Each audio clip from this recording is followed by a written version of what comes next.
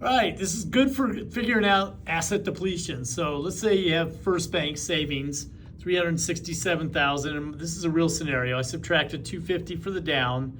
That left me 117,000. So this first one I see up here, this is the industry norm. So 100% of that can be used. I have 117,000, and then it generated income of 1,500 a month, because the industry average is using 7 years. So they take this 117 divided by 7 years.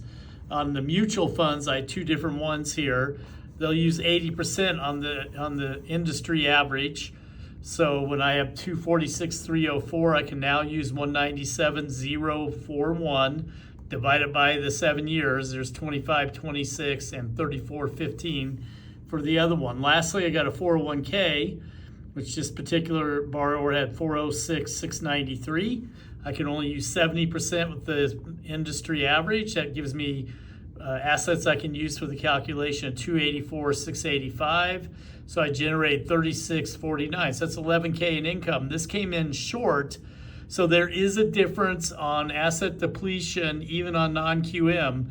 So luckily we have 7 different providers in-house. I was able to do a more aggressive one. So the first difference was I could use 90% of the mutual funds and the stocks. So my income was quite a bit higher than above. And in addition to that, I could use 80% of the 401k versus 70. So the overall income was about 5,000 higher a month, because I have these higher amounts I can use, and I also could divide it by 5 years instead of 7. So this $5,000 difference between these two income calcs, that's how it was approved. So, the calculations matter.